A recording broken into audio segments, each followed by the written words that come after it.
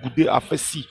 Manangbagbo, Gbagbo n'a pas accepté qu'elle vienne à l'aéroport, ceci, machin. Est-ce que vous êtes posé la question pourquoi même Manangbagbo ne parle même plus de trucs et puis elle n'a pas refusé le nom, de porter le nom de Blé Goudé? Je viens. C'est fini. Pourquoi elle n'a pas accepté? Pourquoi elle n'a pas refusé le nom de Gbagbo? Pourquoi elle continue de porter son nom?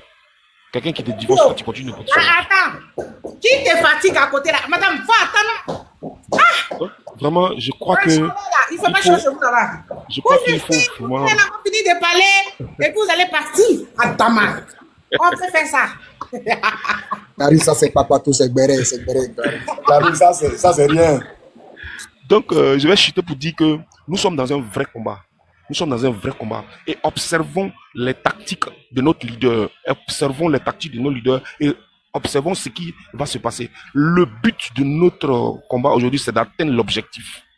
Et je n'ai pas envie de prononcer certaines choses parce que vous savez où je suis, mais je vous dis que nous sommes directement nous sommes actuellement dans la ligne et nous sommes en train d'aller vers la victoire d'un combat. Dieu là, il n'est pas aussi Dieu a fait ce qu'il pouvait faire. Aujourd'hui, il va nous donner la latitude de gagner ce combat-là parce qu'il va nous accompagner spirituellement. Quand vous écoutez, moi je sais pas si vous êtes spirituel, mais moi quand j'écoute quand j'écoute les prophéties et j'entends, quand je prie et ce que je reçois moi-même, je sais que nous ne sommes pas loin de la victoire. Et hier, ce que les autres, dans la confiance dans laquelle nous étions en 2011, lorsque on ne savait même pas que la France allait nous enlever au pouvoir, c'est dans cette même confiance que les autres sont aujourd'hui. Donc, que ça ne vous gêne en aucun cas, que ça ne vous fasse rien. N'ayez pas peur de quoi que ce soit. Et c'est des choses qui vont arriver. Que Dieu nous bénisse et puis continuons le combat. Ayons la vision du président Laurent Gbagbo. Je vous remercie. Moi, je voulais faire une motion à Clarisse. En 1 minute, si elle me permet, bien sûr. Vas-y. Oui, en 1 minute. Clarisse, Clarisse, je ne suis pas d'accord quand tu dis que parce que Laurent Gbagbo serait vieux, donc il n'a pas toute sa tête. Il faut faire attention parce qu'il y a des études qui sont passées qui ont dit que c'est pas parce qu'on a 80 ans qu'on n'a pas toute sa tête. C'est pas tous les vieux qui n'ont pas toutes les têtes. Il y a certains qui n'ont pas, dans leur jeune âge, qui n'ont pas pris soin d'eux-mêmes, qui n'ont pas pris soin de leur cerveau. Donc c'est normal qu'en vieillissant, ils perdent toutes ces facultés-là. Mais un homme qui s'est bien entretenu, un homme qui a lu beaucoup de livres, hein, qui a entretenu son cerveau, jusqu'à 120 ans, il peut avoir sa tête. Hein. Ça, je le garantis. En revanche, il y a des jeunes qui ont moins de 40 ans, mais qui n'ont pas toutes les têtes. Je prends l'exemple de Emmanuel Macron, par exemple, qui a moins de 50 ans, mais je pense pas que ce monsieur-là ait toute sa tête, hein, comparé à Laurent Gbagbo. Et si vous avez remarqué, celui qui a impulsé un élan vraiment mobilisateur à la politique en Côte d'Ivoire, concernant l'opposition dans ces derniers temps du moins, c'est Laurent Gbagbo. C'est quand il est arrivé que l'opposition a repris un peu, on va dire, a repris un peu du sang neuf, a repris un peu son verve. Mais sinon, quand il n'était pas encore là, mais on voyait pas l'opposition, hein, c'était mort de chez mort. C'est quand Laurent Gbagbo est arrivé que ça a commencé à bouger, que les lignes ont commencé à bouger. Ça veut dire que le monsieur a toute sa tête. C'est un esprit politique. Il connaît la politique. Aussi pour toi. Comment c'est fait que si il est arrivé, les lignes ont commencé à bouger, tout a commencé à aller bien. Pourquoi Ouattara n'a pas encore libéré ses prisonniers? Mais il va les libérer, Clarisse, parce que si... Il va les libérer quand? Tu sais, la politique... Clarisse, tu sais, la politique, c'est tango. C'est-à-dire que faut garder quelque chose sur le coude pour amener les autres à discuter avec toi. Mais si tu n'as plus rien pour discuter là, les gens vont te faire fou. Mais tu dois avoir quelque chose. À côté, tu dis, ah, moi, si vous voulez pas faire marcher, moi, celui-là, je les garde. Tu vois, la politique, c'est comme ça. C'est un jeu de tango. Tu donnes un coup ici, l'autre donne, après, il percute. C'est comme ça, la politique. Donc, tout ça, c'est des jeux de tango. Il met cela sur le coude pour dire que si vous voulez me libérer moi ou bien ne me mettez pas, ne m'envoyez pas à ces pays, comme ça, moi, je vais libérer les gens. Et ainsi de suite. C'est comme ça.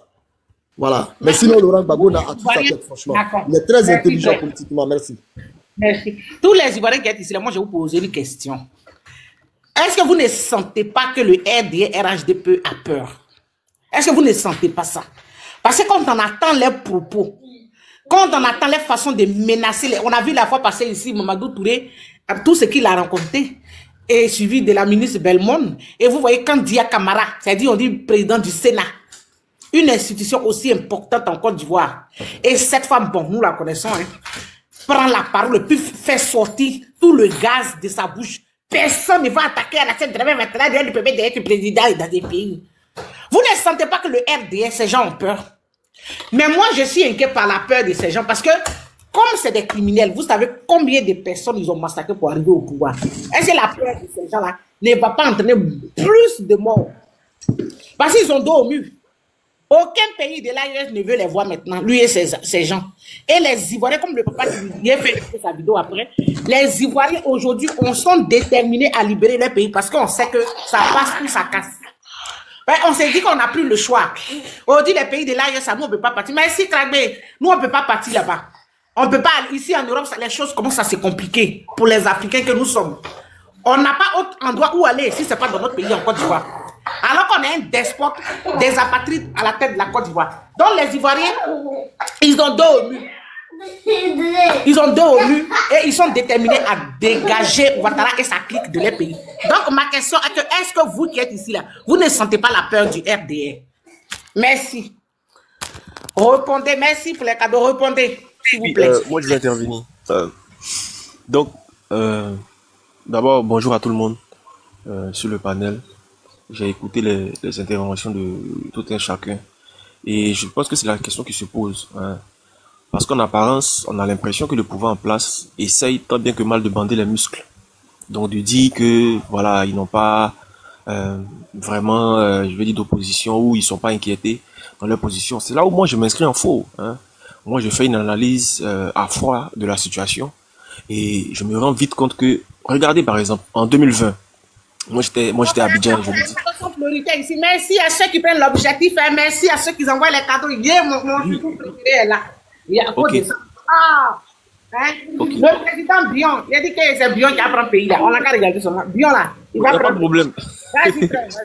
Ok, donc moi j'ai dit par exemple aux gens du parti au pouvoir de rester un peu objectif parce que après quand on a le pouvoir et qu'on a tous les leviers en main, on a l'impression de marcher sur les nuages. Non. Regardez par exemple en 2020.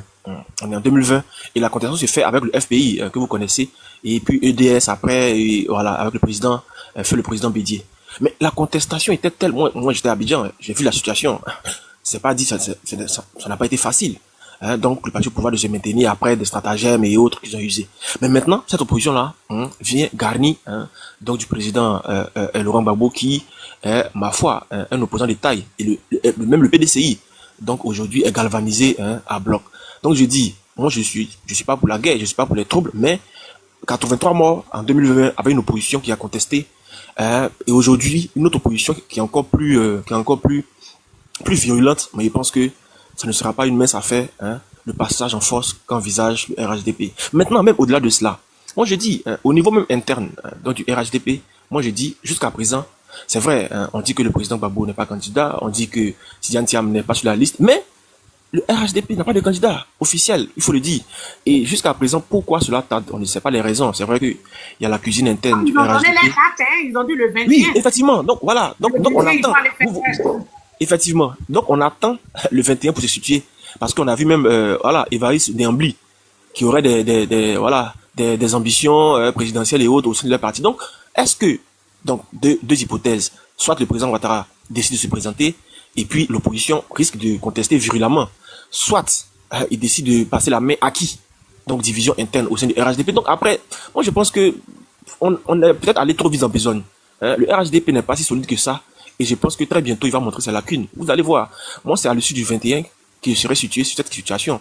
Parce que quand je demande donc aux gens dits proches ou membres du RHDP, ils semblent être optimistes, mais en interne ne savent même pas qui peut ou pourrait remplacer le président Ouattara si ce dernier ne se présentait pas. Donc en réalité je dis, et voilà, et je suis là-dessus, que je pense que on n'a même pas à s'en prendre. Je pense que lui-même, ce parti-là, va tomber comme un fruit mûr. Moi je le dis, parce que il va se désagréger, et puis de deux, la violence de l'opposition va avoir raison de lui.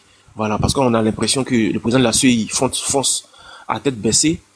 Et puis, je pense que voilà, c'est un camion qui n'a plus de frein qui va la puis bon, qui va se cracher. Bon, c'est mon opinion.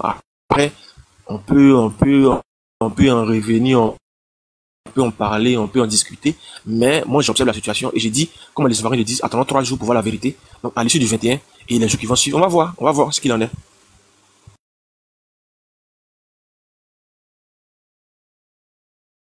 Il a chuté, ça va? Je voulais poser une question, Clarisse. Vas-y.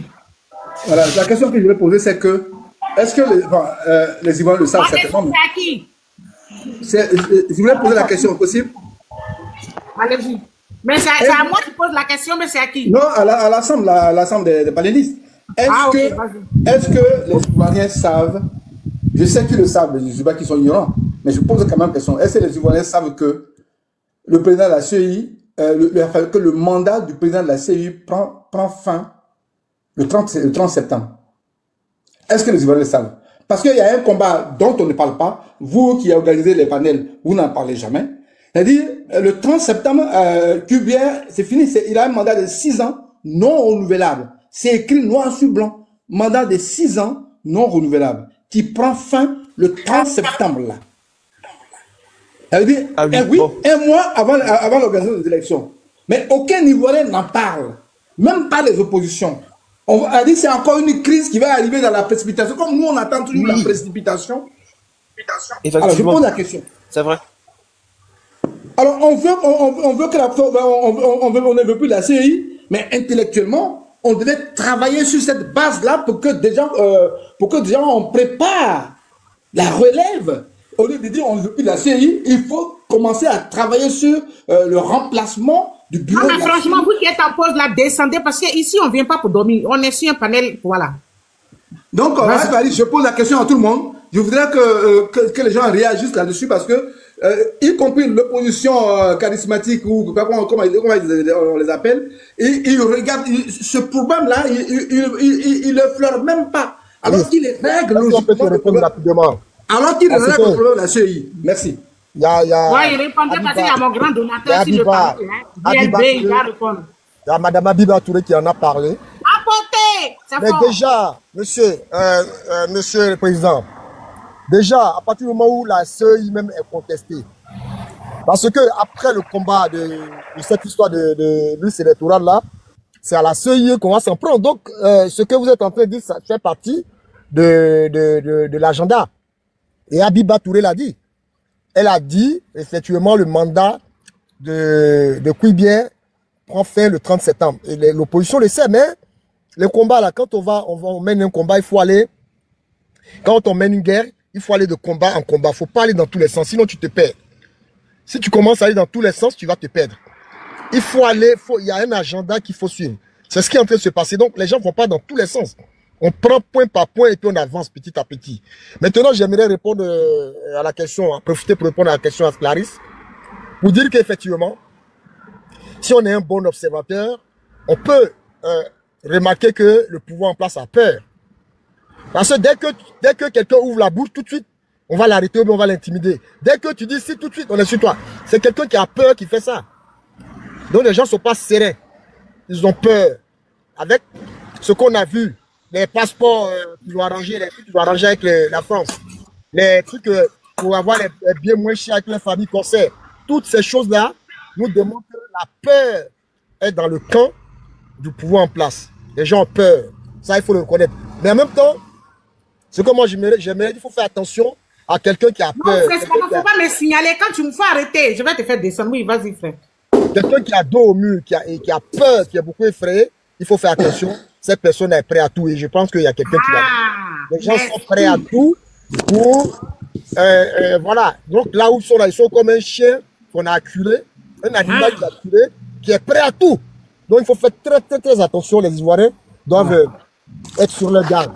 Voilà ce que j'allais dire. En tout cas, merci. C'est la même chose que je disais tout à l'heure. Ils ont dos au mur, ces gens. Ils savent que tous les pays de la sous-région qui les ont aidés hier à venir faire la guerre à la Côte d'Ivoire ont un problème avec eux aujourd'hui. Le Mali n'en veut plus, le Burkina n'en veut plus, le Niger n'en veut plus. Ils ont seulement que la Guinée. Mais qu'est-ce que un Guinéen peut faire devant un Ivoirien? Que vaut un Guinéen devant un Ivoirien? C'est-à-dire, on met 100, c'est-à-dire quand on prend un Ivoirien en otage, on doit libérer 100 Guinéens, on doit donner 100 Guinéens pour récupérer un Ivoirien. Il faut... Non, Madame Clarisse. Non, laissez-moi parler. Un Guinéen devant un Ivoirien. 0, 0, 0. Donc aujourd'hui, les pays de la sous-région, qui sont le Mali, la Guinée, qui sont les pays de l'AES, ont laissé aujourd'hui Ouattara. Il n'aura plus le Nigeria qui avait envoyé Ecomog en Côte d'Ivoire en 2010 pour faire des massacres sur le peuple ivoirien. Il n'y a plus le Nigeria avec lui, il n'y a plus le Niger avec lui, plus de Burkina, plus de Mali.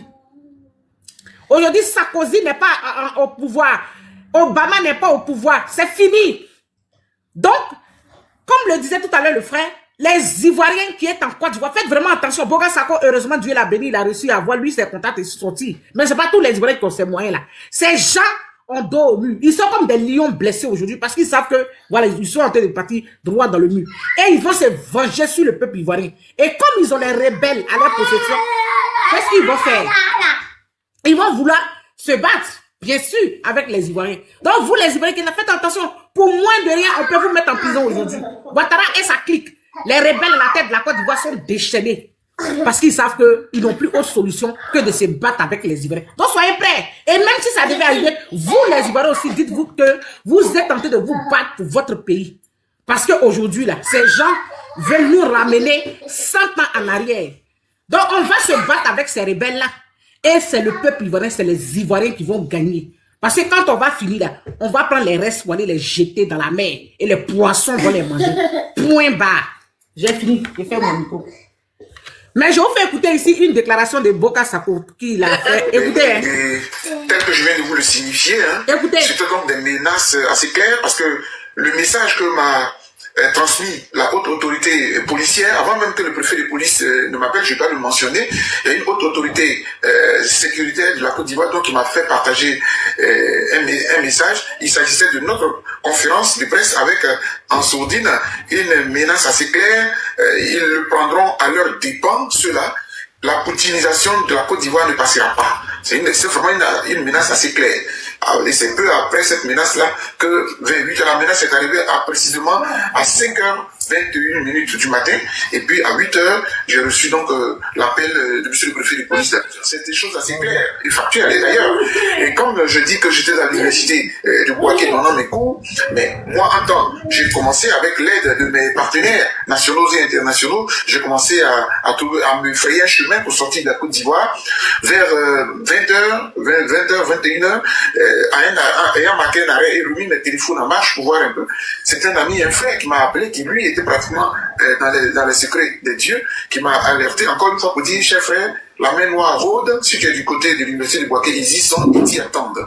Donc c'est assez clair. Je n'affabule pas, voilà. Il s'agit de ma vie. Ce que vous devez savoir, c'est que ces gens-là, Dieu merci, j'ai échappé belle. Mais vous me posez la question de savoir, est-ce que, étant maintenant hors de la Côte d'Ivoire, je continuerai mon combat? Non, cher ami. Quand Dieu vous sauve d'une situation, c'est parce que la mission pour laquelle il vous a créé là n'est pas encore terminée. Amen. Donc je suis en mission. Et je pense que d'ici, ils m'entendront comme ils m'ont jamais entendu. Voilà. Ils racontent des conneries en disant oui, il est pyromane, il est ceci ou cela. Moi, je ne m'appuie que sur les textes. C'est vous qui avez dit que le Ouattara va faire un 3e mandat. Quand je dis vous, mais je parle du ministre Bakongo, qui fut mon ministre d'enseignement supérieur, juriste de son état, qui s'est mis devant le monde entier pour dire que, parce qu'il était en même temps dans la commission qui a élaboré la constitution, sous la présidence de professeur Ouraga Ogbou. Il a dit, c'est M. Cissé Bakongo qui nous apprend qu'il y a un article spécial qu'on a installé dans la constitution pour dire que M. Ouattara ne peut pas casser l'ancienne constitution du 1er août 2000 pour s'auto-proclamer candidat en 2020. Et cet article-là, c'était quoi?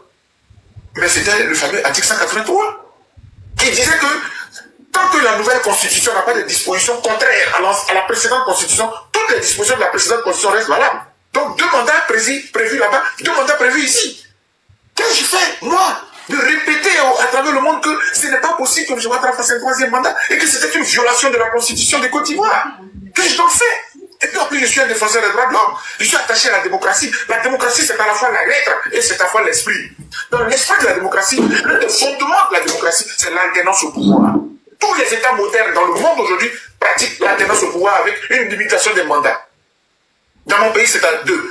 Et donc, si quelque part, un malheur frappe le RHDP et que le président Ouattara, qui avait réuni le Congrès, toute la nation ivoirienne en Congrès, pour dire qu'il ne ferait pas un 3e mandat, et que si par malheur, M. Gon, prenez Gon est décédé, mais demandez-nous pardon.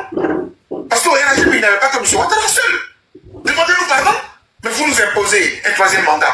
Et les mêmes juristes qui ont menti au peuple, qui ont trahi le peuple, viennent là se concilier pour dire non, la Constitution, ils vont se dédier. Moi, j'ai dit, mais j'ai mal d'être. Non, je suis triste pour les intellectuels qui osent se dédier. Un intellectuel ne se dédie pas. Si tant est que la thèse qu'il a défendue est fondée, est vraie. Voilà. Et donc, pour l'avoir dit, je suis flanqué d'un procès qui n'a jamais eu lieu. Je suis placé sous contrôle judiciaire. Quel est ce procès qui dure depuis 5 ans? Je suis flanqué sous contrôle judiciaire parce qu'il n'y a rien à me reprocher. Rien. Merci. Allez-y. Voilà sa déclaration des menaces qui ont fait les réveils.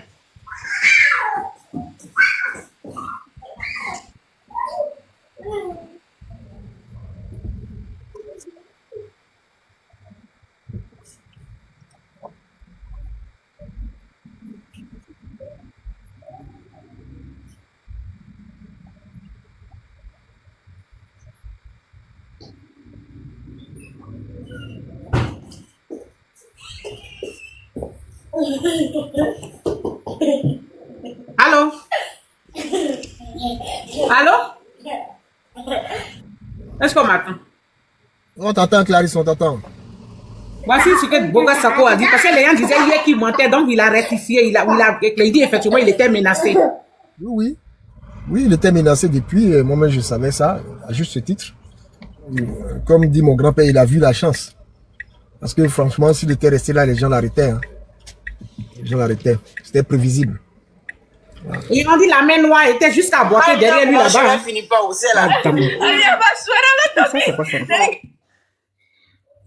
La main noire est allée jusqu'à boiter. On peut faire ça. Effectivement, on a dit que si lui il a compris déjà dès le plateau qu'il a fait avec Mamadou Touré là, il a compris que déjà c'était. Il y a même quelqu'un qui l'a dit sur le plateau. Faites attention, nous sommes enregistrés. C'est moi je fais descendre tout le monde. Hein. C'est moi je fais descendre. Ici on vient pour débattre. Quand vous venez ici pour faire vos trucs, je vous fais descendre et puis je vous bloque. Voilà, vas-y frère. C'est moi je fais descendre tout le monde. Et puis je vais regarder les demandes. Vas-y, je fais mon micro. Oui, donc je suis en train de dire que effectivement depuis le plateau sur je sais pas si c'est NCU ou quoi, quelqu'un avait dit hein, lorsqu'il commençait à parler de faire attention qu'on est enregistré, on est sur le plateau. Il a dit je m'en fous. Que s'il y a des choses à dire, je vais les dire. Ah, ils ont dit n'a pas fait attention qu'il était enregistré. Oui. T'as pas suivi cette émission là? Lorsqu'il parlait, il était en train de parler il était avec un autre monsieur là sur le plateau. Et il disait, il donnait ces vérités là. Il y a quelqu'un qui a dit qu'il a fait signe. Comme quoi, et lui, il a répété pour dire, je m'en fous. Je dis ce que j'ai à dire et qu'ils fassent ce qu'ils veulent. Moi, je suis de la société civile et je pense qu'en Côte d'Ivoire, il faut dire les choses pour qu'on les comprenne. Voilà. À partir de là, je pense que les choses ont commencé à être compliquées pour lui. Mais, en même temps, Clarisse, je pense que ça va dans l'ordre des choses. C'est presque la fin pour ce régime-là. Ça se voit, c'est presque la fin pour ce régime. Parce que quand on commence à faire feu de tout bois, hein, c'est que ça commence à devenir compliqué. Donc je pense que ce régime-là est en train de partir à sa fin. Et ça va être compliqué pour eux. Voilà. Et Clarisse, je vais rendez-vous, je vais te laisser aussi. Et je vais revenir après. Merci. Ok, merci. À tout à l'heure.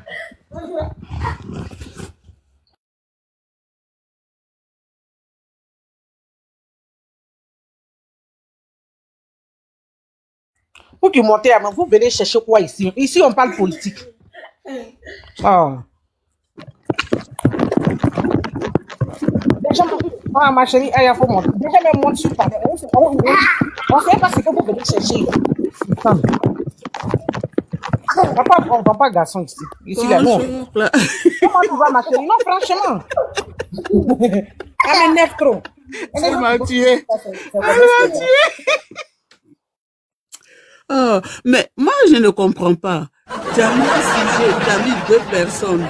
Pourquoi ils viennent là? Ils ne peuvent pas parler du sujet, mais toujours ramener M. Charles Blé Goudé dedans. Franchement.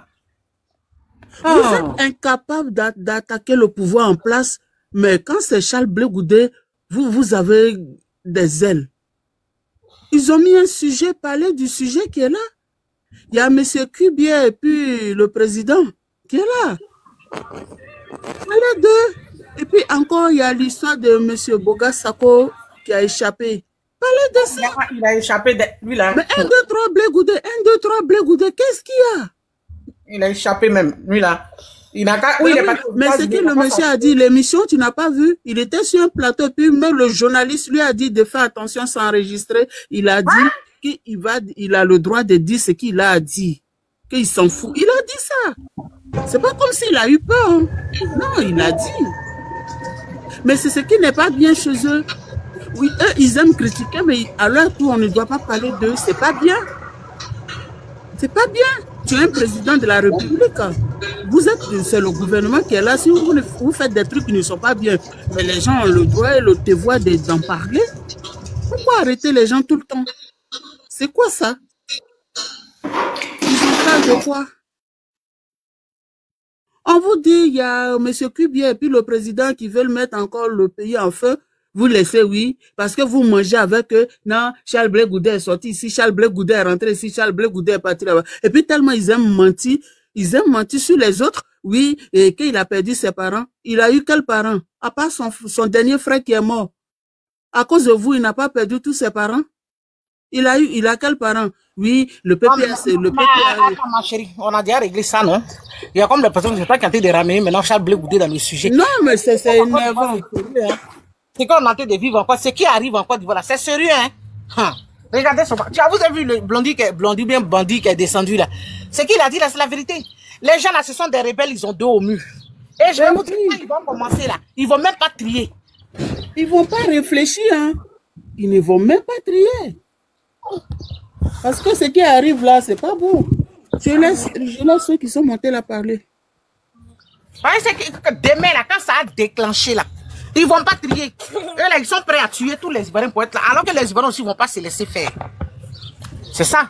On va pas se laisser faire. Parce qu'on ne peut pas continuer à regarder des rebelles. Aujourd'hui, dans ce qu'il a dit, chacun n'a qu'à rester dans son camp. Si tu sais que tu es un fait pour le RDR, tu restes avec les gens du RDR. Tu n'as pas besoin des gens pour venir me mélanger ici. Voilà. Tu sais que tu es un fait pour le RDR. Tu sais que moi, là, ce que je suis, moi, ma vie est en jeu ici. Voilà. Je suis du côté, en tout cas, tout ce qui peut faire partie à Alassane Dramane Ouattara, je soutiens. Je ne vais pas faire semblant. Voilà. À reconnaître les mérites d'un rebelle, des gens qui ont tué, qui continuent de menacer nos parents. Regardez Boga Sako, si ceux-là l'avaient eu. Mais ils allaient le tuer. Et comme ils n'ont pas eu Boga Sako, ils sont s'acharner sur les propres gars. Le monsieur qui les a soutenus hier. Celui qui était avec eux hier. Hein? Aujourd'hui, là. C'est lui maintenant. C'est si lui, voilà, finalement, c'est lui, ils ont pu avoir. Mais imaginez s'ils avaient eu Boga Sako. Ils allaient le tuer. C'est des criminels. Donc, si vous pensez que vous allez rester dans les petites choses de dire, si t'es pas, restez là. Quand ça va commencer, les deux personnes que vous défendez là, quand vous n'entendez pas les rebelles là parler, quand les rebelles là parlent, vous n'entendez pas, est-ce qu'ils ont une limite? Ils n'ont pas de limite. Eux là, ils s'en foutent de qui est Blé Goudé, qui est Gbagbo, c'est pas leur problème. Quand ça a commencé demain là, ils vont mélanger les deux là. Le général de Blé qui a fait 10 ans de prison là, pourquoi un drone survole sa maison? Il a fait 10 ans de prison parce que les rebelles sont dehors. Mais pourquoi il est... Oui. Bien sûr. On a eu l'information ici. Après, il y a des drones au-dessus. Il y a des drones qui surveillent la maison du général de Blé. C'est par rapport à quoi? C'est pas comme ça ils ont fait pour le grand frère en bas et puis aujourd'hui il est parti. Comme ça, il a dit au BT, mettez votre lâcheté de côté et puis allez-y protéger le général de Blé. Allez-y, regardez, vous avez vu comment ils ont tué le gars là? Désiré Tago, comment ils l'ont tué? C'est des sanguinaires. On a des rebelles en face. Donc, si vous pensez que vous allez rester dans les petits choses, vous êtes incapable de dénoncer ce qui se passe en Côte d'Ivoire. Mais vous êtes dans les petits guerres. Non, pourquoi il a dit ça? Demain, quand les rebelles là vont commencer là, Blé Goudé au Gbagbo, ils vont pas les épargner. Vous ne pensez pas à ça. Ils vont pas épargner un des deux. Ces gens-là, eux-mêmes, ils le disent. Ces gens ne sont pas nos amis. Hein. Il faut que vous mettiez dans vos têtes. Les rebelles qui sont au pouvoir. Il n'y a rien, il faut laisser ça, il n'y a rien, laisse ça. Ah, d'accord, il n'y a rien, d'accord. On fait ça comme ça, il n'y a rien. Ok. Il n'y a rien. Tu es dans le bruit, si tu veux intervenir, il faut quitter dans le bruit là, tu vas parler parce qu'il y a trop de bruit où tu es là. D'accord. Non, si tu veux prendre la parole, il faut te mettre dans une bonne position parce que quand tu ouvres ton micro, le bruit, tu sais, TikTok, la petite bruit net là, ils vont faire truc. Ils font descendre le live. Donc, comme je disais, les gens là, qui sont au pouvoir là, eux-mêmes là, ils ne sont pas amis de quelqu'un. Regardez comment ils ont pris Thiam en haut. Même Sorogio, même qui les a aidés hier, qui était avec eux hier, il est où aujourd'hui? Ils sont sans pitié. Ils sont sans pitié. Ils sont sans pitié. Ils l'ont chassé de la Côte d'Ivoire. Afoussi Bamba qui disait hier, Blaise Compaoré est ivoirien, et puis on s'en fout. Ils l'ont chassé de la Côte d'Ivoire. Les gens au pouvoir, c'est des rebelles. On vous répète ça. N'oubliez pas, ce sont des rebelles. Si vous avez vécu la guerre de 2010-2011, là, vous allez vous méfier de ces gens au pouvoir. Ils ne sont pas camarades de quelqu'un. C'est des rebelles. Ok? Ils n'ont pas d'amis. Des gens qui ont été capables de ventrer des femmes enceintes, prendre des bébés, les jeter dans le puits. Vous avez vu ce qui s'est passé à Diokwe? Plein 2011, pendant que Draman, le despote, était ici. Mais vous avez vu les étrangers, les apatrides du RDR, avec H. Vous l'avez vu ce qu'ils ont fait. Et même les vidéos sont là. Hein. Si Facebook, c'est bien TikTok refuse beaucoup de trucs. Sinon, si Facebook nous a montré toutes ces vidéos, hein, où il y a un Burkinabé qui avait H, puis il dit, il y a déjà 3. Mais il m'en veut encore. Des guerriers dans les villages. Vous pensez que les rebelles au pouvoir sont vos amis? Ces gens sont des rebelles. Ils n'ont pas d'amis. Restez là. Restez là dans les petites choses. Pépé a dit même qui parle là. Demain, quand cela va commencer, vous êtes assis dans le bureau, on dit Gbagbo, il y a un drone au-dessus de sa maison. Ça ne vous inquiète pas. Clarisse, les gens de Pépé Agbe qui parlent là. Ce monsieur-là, ministre de la jeunesse là, il est quitté Abidjan, il est venu ici dans leur narine, les narguer, les injurier. Ils ont fait quoi? C'est pas sur les panels, ils vont venir pour vous râler. Il est venu ici, il a leur marche là, il les a bien insultés ici. C'est pas le fait de dire imbécile chien là qui injure, hein. C'est pas ça on appelle une injure, hein. Mais qu'est-ce qu'ils ont fait? Oh.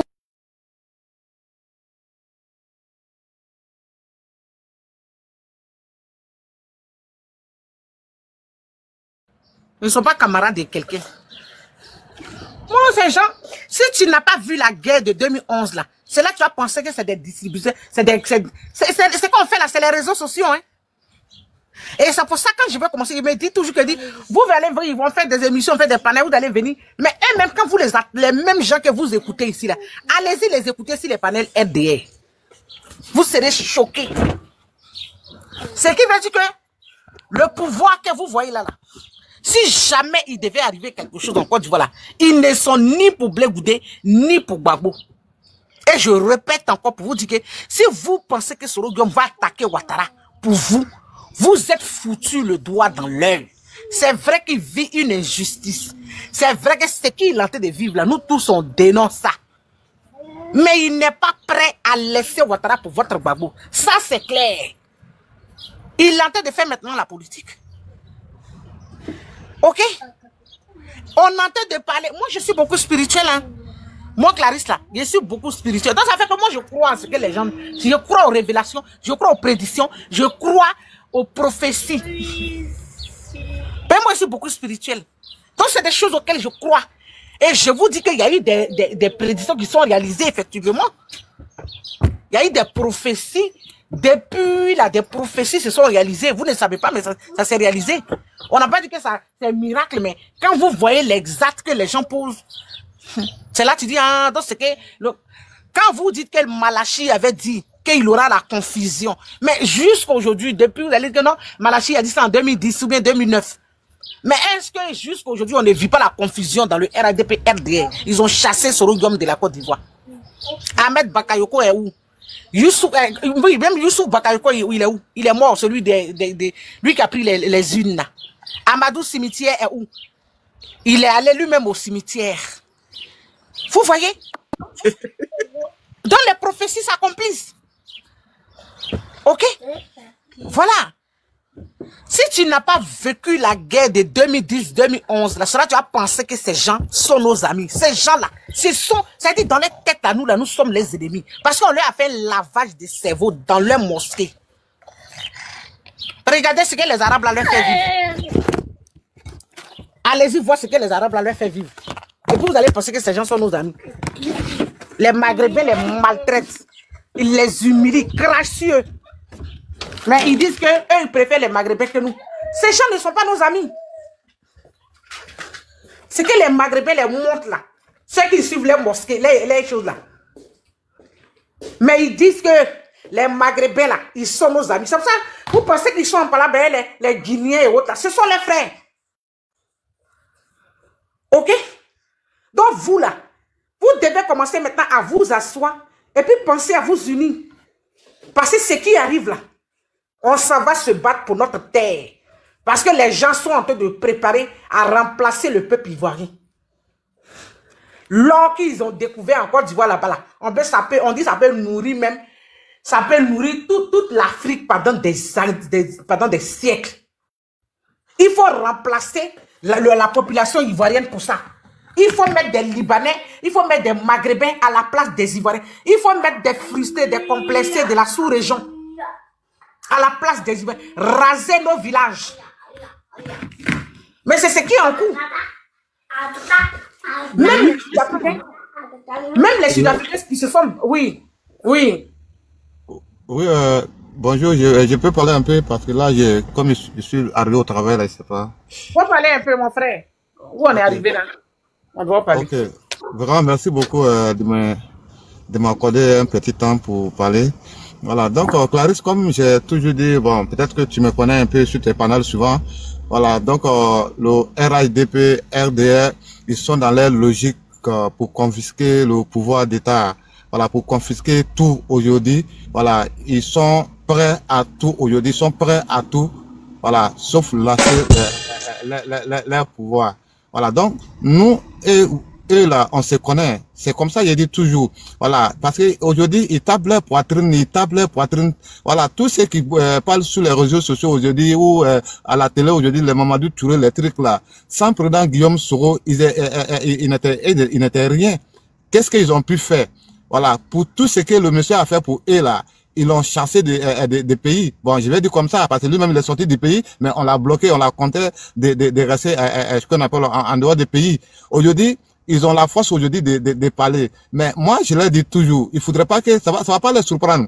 Voilà, ils savent, ils sont conscients de ce qu'ils sont en train de faire. Parce qu'il est condamné, il a été chassé parce qu'il est condamné à perpétuité. Si c'est pas eux qui l'ont chassé, pourquoi il ne laisse pas rentrer? Ils l'ont condamné à perpétuité, donc c'est eux qui l'ont chassé. Voilà, donc du coup, aujourd'hui là, ils sont conscients de ce qu'ils sont en train de faire. Voilà, parce que quand tu parles souvent, ils disent quoi là, vous les Soros ou bien vous les Go, vous êtes frustrés. Oui, bien sûr, on est frustrés. Voilà, voilà. Ils pensent que quand ils disent aux gens que les gens sont frustrés, ouais, c'est parce que les gens sont frustrés, on parle, c'est-à-dire on crie sur la toile, c'est-à-dire on parle nos ras-bol. Voilà, c'est parce que quand les gens sont frustrés, la population est frustrée, ça amène le soulèvement un jour. C'est qu'eux n'ont pas compris. Voilà, quand vous faites frustrer les gens, vous devrez savoir trouver les solutions. Voilà, ne venez pas dire toujours, voilà, ils sont frustrés. Voilà, donc, aujourd'hui, même dans les propres camps, personne ne peut parler. Quand tu parles là, on te met qu'on appelle au arrêt. Même les handicapés sont pas épargnés de leur torture. Voilà, donc tu vois, quand tu vois tous ces trucs-là, voilà, à partir de maintenant, j'appelle toujours mes frères du Nord, du Sud, de l'Est. Voilà, ne reste pas, parce que c'est pas que les gens du Nord, parce qu'il a reçu à manipuler un peu partout, que ça soit Sud, Centre ou Nord, mais le Nord, c'est le Nord qui a été manipulé plus. Voilà, donc c'est quelqu'un, il est toujours dans ces manipulations pour aller, qu'on appelle devant. Donc pour nous aujourd'hui là, voilà, c'est vrai, on laisse souvent dans les manipulations, mais voilà, n'a pas retourné, c'est ça qui est un peu grave. Voilà, moi je demande à tous ceux-là, le Nord, plus sur le Nord même je parle, parce qu'Alassane n'a pas pu faire quelque chose pour eux. Aujourd'hui, quand j'attends Patrick Hachi dit la fois passée que vous voyez que là dans le programme de 5 ans là que il y a plein de jeunes, mais les 15 ans vous avez fait il y a pas eu de plein de jeunes dedans. C'est pas à la veille de l'élection, vous venez dire non, que voilà, qu'il n'aura pas de tout le monde, jeune plaide de jeunes, plaide d'état. On a fait programme de tout le monde, voilà, tout le monde va se retrouver dans le programme, accorder 5 ans. Non, on va pas rester dans ça. Voilà, il faudra qu'ils n'ont qu'à se réveiller. Voilà, tous ceux qui disent, qui sont en Europe pour dire que non, tout va bien. Mais pourquoi ils sont là-bas? Et même là, ça devrait être honte pour eux. Les gens qu'ils ont ramassés pour aller faire leurs manifestations. Pourquoi tous ces mondes-là sont quittés en Côte d'Ivoire pour venir? Ils se posent pas la question. Voilà, c'est une honte pour eux. Voilà, donc, moi, c'est des gens qui ne voient pas ça. Voilà, c'est comme ça, ils disent toujours, ceux qui font semblant comme ils sont en train de dormir, tu vas beau faire, tu vas tout faire, ils vont jamais se réveiller. Voilà, maintenant, ceux qui veulent se réveiller, qu'ils se réveillent maintenant. Parce que 2025, c'est pas 2020. Voilà, ça va pas se passer comme ça. Voilà, et même se trompent. Voilà, ils sont en train de faire des bruits partout. Voilà, ce que les opposants devraient faire sur la toile ou dans les manifestations, c'est eux qui font ces bruits un peu partout. C'est parce qu'ils ont peur. Ils ont vu que vraiment tout le monde est en train de bouger aujourd'hui. Mais moi, je sais que ça va bouger. Moi, je sais que ça va bouger. Moi, je sais que ça va bouger. Moi, je sais que ça va bouger. Là, nous, on ne parle pas de mettre nos dirigeants sur la liste électorale. Nous, c'est pas nos problèmes. Nous, aujourd'hui là, il n'aura pas. Nous, aujourd'hui là, il n'aura pas. Nous, aujourd'hui là, il n'aura pas. Nous, aujourd'hui là, il n'aura pas 4. Koulibaly Kubier. Parce que Koulibaly Kubier aujourd'hui il est devenu tam-tam. Il est devenu tam-tam. Parce que tam-tam, quand on tape, c'est tam-tam qui donne le son. Lui, quand on le tape là-bas, il vient faire sortir le son dehors. Voilà, lui, Koulibaly Kubier, c'est comme ça, lui, il est. Voilà, donc, moi, lui, et puis, c'est lui qui tape tam-tam, et puis Koulibaly Kubier, ils vont répondre devant la justice. Voilà, je sais pas quand la Côte d'Ivoire, ils seront chassés de pouvoir, je sais pas où, lui, il va se refuser. Tu vois qu'ils ont fait venir Mamadou Doumbia de Guinée. Voilà, c'est pour venir négocier avec le gars, voilà, pour une sortie. Parce que quand ils voient que tous les frontières voilà, aujourd'hui... Voilà, la présence de Mamadou Doumbia, dis-nous en plus, dis-nous un peu plus dessus. Vas-y. Voilà.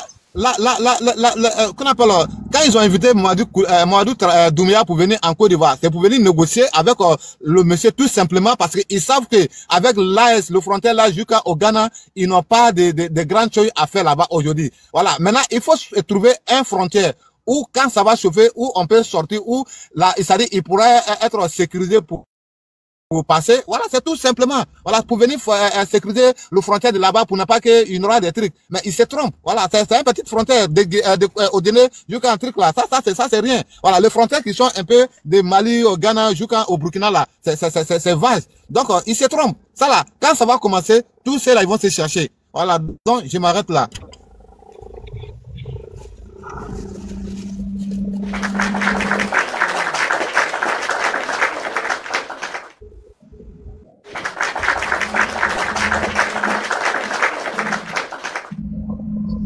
Merci frère, tu as parlé fort. Hé hé, Adama, ça va chauffer.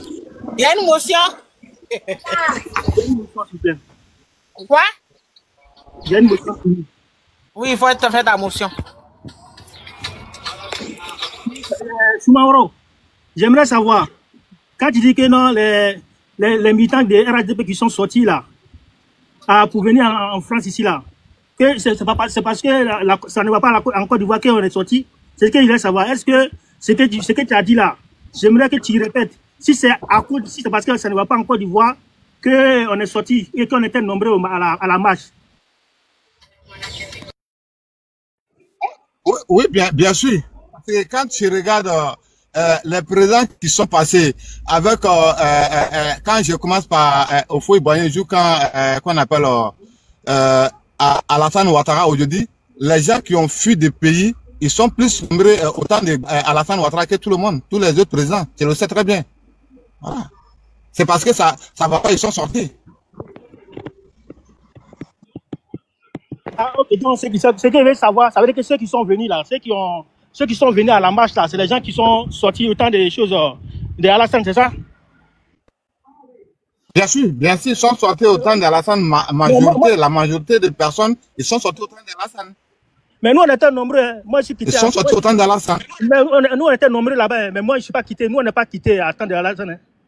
On n'est pas quitté à temps de Alassane. On était nombreux là-bas. J'ai dit la majorité des personnes. La majorité que moi, je connais. La majorité que je connais, là, ceux qui étaient avec moi, nous étions au moins 20 personnes comme ça. Mais toutes ces personnes-là, on était depuis 2005, on était déjà en France ici.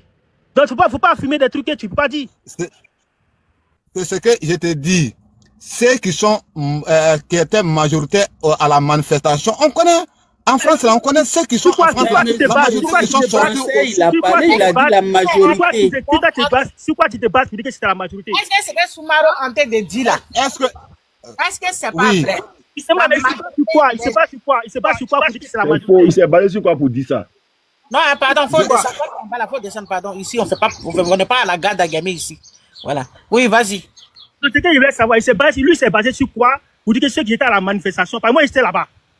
Et moi, je sais quelles sont les personnes qui étaient avec moi. Et moi, présent, moi, ceux qui étaient en France, moi, ceux qui étaient en Côte d'Ivoire en 2016. Oui, toi, mais et les autres? Mais mon groupe, tous ceux qui étaient avec nous, c'est tous ceux qui étaient avec moi que je connais. Nous, on a quitté en Côte d'Ivoire, c'est pas d'attendre Alassane. Oui, mais est-ce que tu connais pas la majorité de personnes? Mais lui, c'est basé sur quoi pour dire que c'est la majorité qui sont sortis avant, qui étaient là? Il s'est basé sur quoi? Est-ce que je ne le connais pas? La majorité des personnes que je parle là, est-ce que moi, je ne le connais pas? Moi, je suis en France. Moi, je suis en France, je le connais plusieurs. Tu es où? Tu es dans quelle ville de la France? C'est où? C'est pas important, monsieur. C'est pas important. Donner sa position, pourquoi? Ça, ce n'est pas important. C'est pas. Voilà, donc. Lui, il n'a qu'à donner sa position. Ça, ce n'est pas important. Est-ce que ça te passe devant nous tous? On est là, on n'a pas vu? C'est pas grave, je vais parler, je vais te laisser parler, après j'y parle. Non, moi, j'ai fini de parler. Parce que là, moi, je dois travailler là. Maintenant, toi, il faut nous dire. Et lui, il a fini de parler. Soumaro, ça va travailler. Voilà, moi, ce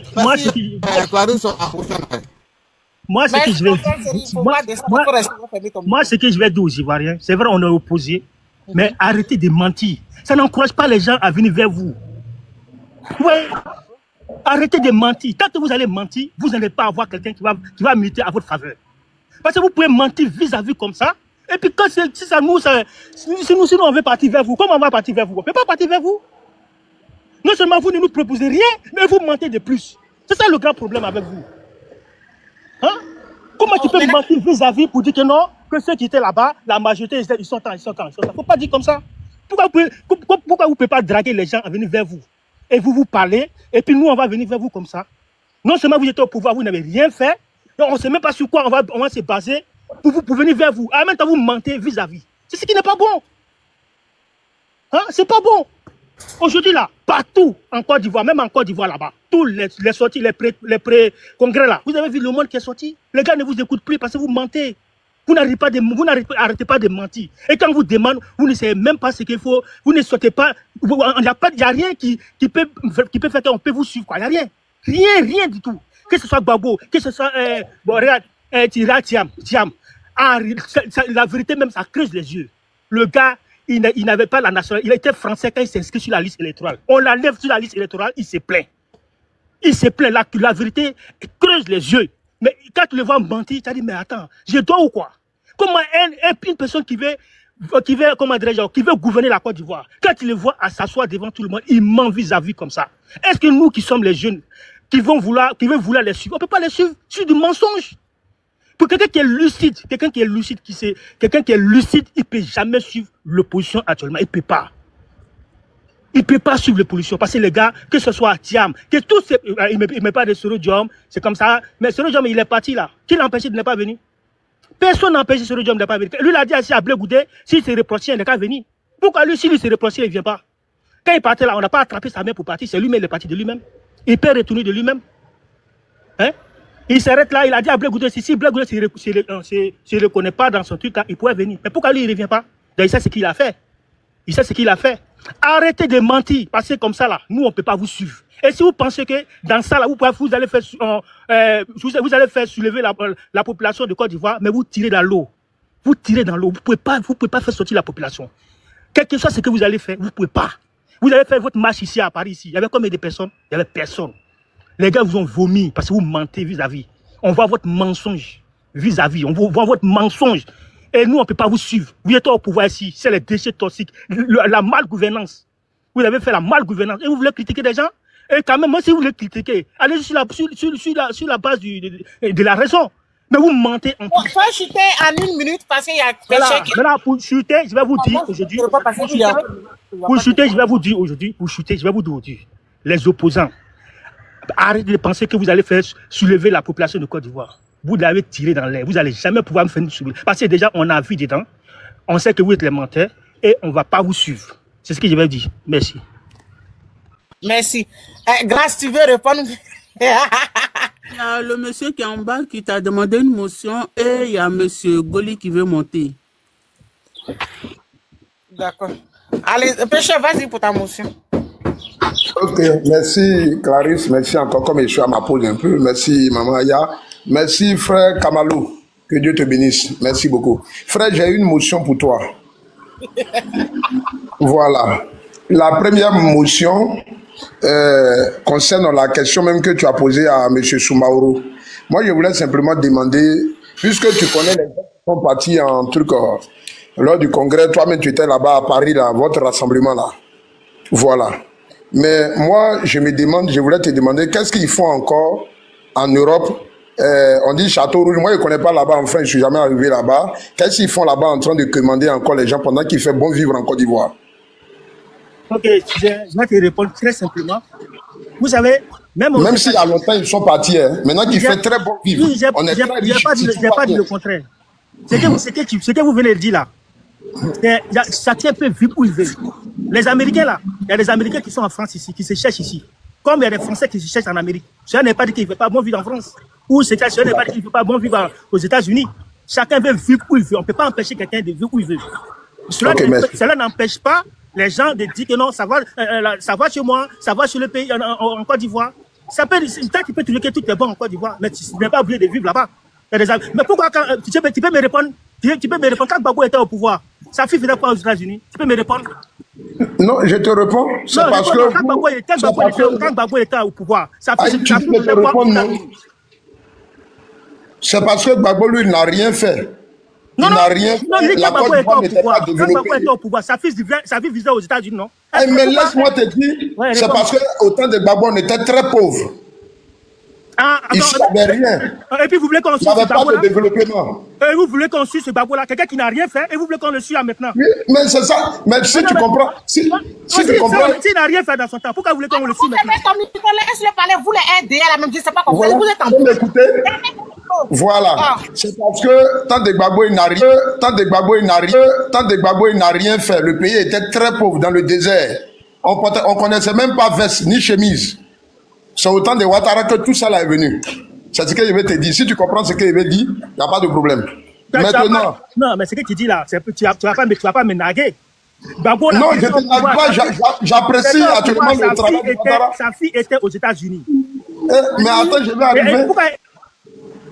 Bon, ok. Deuxième. Oui, ma chérie. Oui. Tu dis quoi?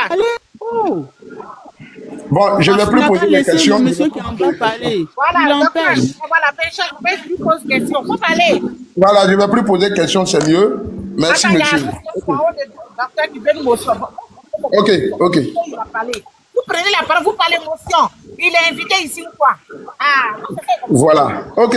Donc, du coup, le monsieur, quand je l'entends parler, s'il connaît très bien monsieur Cissé Bakongo, monsieur Adjoumani, monsieur Hachi Patrick, voilà, Gbagbo qui n'a rien fait là. Ces personnes ont travaillé avec Gbagbo.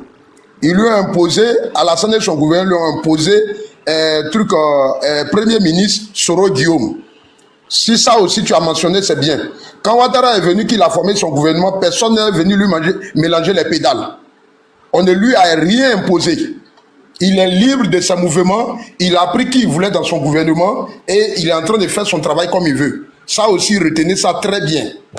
Quand moi, Pécheur, je forme un gouvernement, quand on doit m'imposer les personnes que je dois prendre parce qu'ils ont des armes et moi, je n'ai pas d'armée et ils ont une puissance derrière, vous attendez quoi de ce monsieur-là?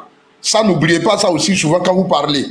Voilà. Et toi, si tu es ivoirien, on a vécu toutes ces choses en Côte d'Ivoire ici. Ça, il faut retenir ça.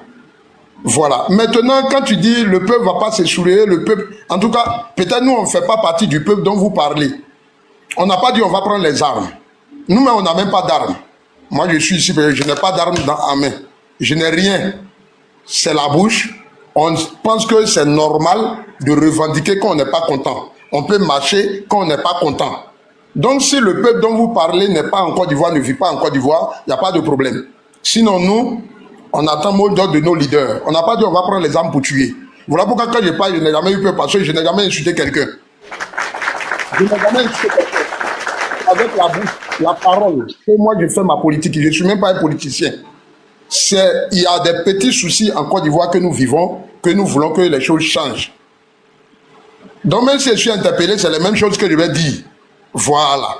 Donc monsieur, on ne peut pas juger aujourd'hui, faire une comparaison entre le gouvernement de Gbagbo et celui d'Alassane Ouattara. Ça, c'est impossible. C'est impossible. Il a eu tout le temps de travailler. Au contraire, même Alassane Ouattara devait même faire mieux que tout le monde. Parce que cette paix qu'il a eu pour gouverner là, aucun président de la Côte d'Ivoire ne l'a eu. Aucun président de la Côte d'Ivoire n'a eu cette paix là. Ou bien cette liberté là. Voilà. Aujourd'hui, les gens de l'Afrique de l'Ouest devraient venir manger en Côte d'Ivoire. Les gens même devraient quitter en Europe, venir en Côte d'Ivoire aujourd'hui. Ils ne devraient même pas avoir un Ivoirien au Château Rouge pour mendier. À qui on va donner t-shirt pour suivre le RADP. On n'avait pas besoin de faire tout ça là. Parce que vraiment, ils devraient faire très bon vivre en Côte d'Ivoire. Les docteurs en Europe devraient venir déposer leurs dossiers maintenant. Ils ne devraient même pas avoir de ressortissants. En France, ici, il y a les Français qui sont pauvres. Hein, qui sont là. Oui, je suis en train de dire. Voilà. Ils devraient avoir toutes ces choses-là. Pourquoi? Parce qu'effectivement, Alassane est très tranquille. Il gouverne le pays tranquillement. Personne n'est venu lui mettre les bas dans les roues. Vous comprenez? Il gouverne, personne n'est venu lui mettre les bas dans les roues. Gbagbo est resté 30 ans dans l'opposition. C'est vrai qu'il sort souvent, on saccage les trucs comme vous le montrez. Souvent, il détruit, il fait trucs. Mais je pense que souvent, détruire, casser certaines choses et puis prendre les trucs pour Diala. Vraiment, souvent casser est mieux. Parce que la vie humaine, là, quand tu meurs, tu ne reviens plus. Et 30 ans dans l'opposition, quand vous faites boire jusqu'à aujourd'hui, tu n'as jamais entendu qu'il a soulevé une rébellion, quelque part. Vous comprenez? Donc, ne faites même pas cette comparaison un peu. Ne faites même pas cette comparaison. Il devrait faire plus beau vivre en Côte d'Ivoire que ce que nous vivons. Voilà. Donc, vraiment, je ne serai pas très long, je suis juste à ma position en train de travailler, mais je vais dire que, ici, là, en tout cas, le peuple dont tu parles là, tu sais de quel peuple tu parles. Tu sais de quel peuple tu parles. Le peuple qui ne va pas réclamer sa souveraineté vraie et transparente là. Ça, tu sais de quel peuple tu parles. Sinon, il y a un peuple en Côte d'Ivoire aujourd'hui qui attend le mot d'ordre. Merci pour ton information. Clarisse, il y a M. M. Kofi qui a une motion et M. Goli. D'accord, ils ont motion pour le monsieur Camara, c'est ça? Moi, je ne vous comprends pas. Je sais pas, ils ont toujours dit motion. Prenez, bon, faites vos motions et puis prenez la parole. Le monsieur, il a parlé, vous pouvez parler. Parlez, allez-y. Ok, bonjour. Ah, okay. Bonjour à tous. Bon, Goli, vas-y, je te laisse. Franchement, j'ai écouté le monsieur là. Quand tu les écoutes de fois, tu as l'impression que si tu as un mot de cœur, franchement, tu vas pas vivre longtemps. Hein. Bon, tout à l'heure, moi, j'ai fait rapidement ma motion. Tout à l'heure, tu parlais de projet. Moi, quand je t'écoutais, je pensais que tu allais de partir de ce que vous avez promis. Parce que vous dites que les autres partis n'ont pas de projet, ils n'ont pas de projet. Mais vous avez eu un projet en 2010 pour les Ivoiriens. Je vais te rappeler, peut-être que tu dois avoir, peut-être tu as oublié un peu. Toi, 250 000 logements pour 5 ans. Ceux qui sont à Djobito, à truc là, les quartiers que vous avez détruits là, vous avez dit que vous allez leur donner des titres fonciers. La vie chère, lutte contre la corruption, l'emploi, 1 million d'emplois. Bon, depuis on t'a écouté là, je pensais au moins ce que tu as de faire. Ah, voilà ce qu'on a promis, sans compter le transfert de la capitale sur Yamoussoukro. Bon, ça, je laisse ça, c'est un peu, je citais. Bon, voilà ce qu'on a promis aux Ivoiriens. On est là, ça fait 15 ans. Voilà ce qu'on a fait. C'est quand vous venez sur les panels là, vous qui êtes du parti au pouvoir. Mais nous, les Ivoiriens, les citoyens lambda, mais c'est ce qu'on vient entendre. C'est pas tout le temps venir dire que non, Gbagbo n'a pas fait, Gbagbo n'a fait. Mais vous êtes venus parce que vous dites qu'il ne vaut rien. Du moment où on dit qu'il ne vaut rien et que vous êtes là, et que vous avez eu un projet de campagne. Mais venez nous dire, là, est-ce qu'aujourd'hui, là, les logements, comme vous avez promis, là, 5 millions, c'est-à-dire les 350 000 logements, où on devrait avoir ça à 5 millions, payer à 25 000 francs par mois, là. Est-ce qu'aujourd'hui, c'est une réalité?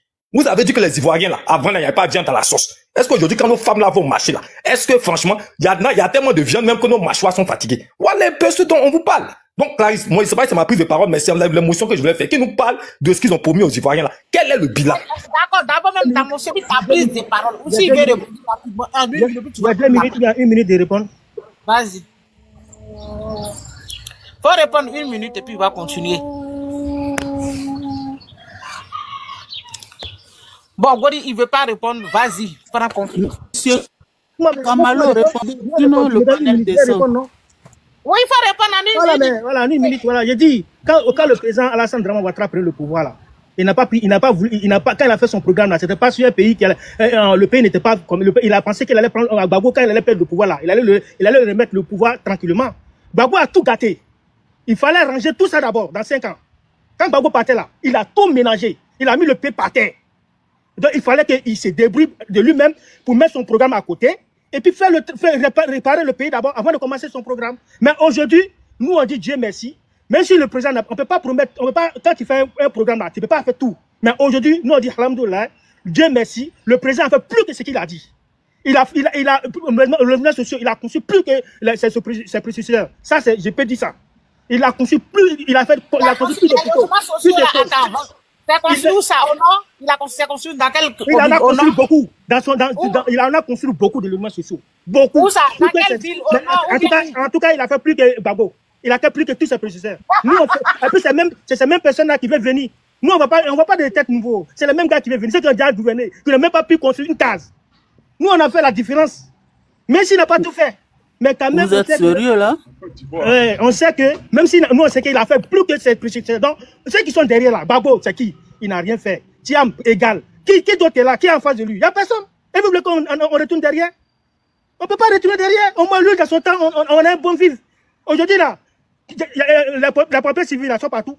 Ces papiers civils, là, c'est pas des emplois. C'est pour qui a envoyé les papiers civils dans les régions. C'est le président qui a envoyé. Ces personnes, les jeunes, les gars ne travaillent pas.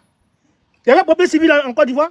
À part Yamsokro, Boaké, Abidjan, Yamsokro, toutes les autres régions, il y avait des pompiers civils. Tous ces jeunes là, on les emploie pas.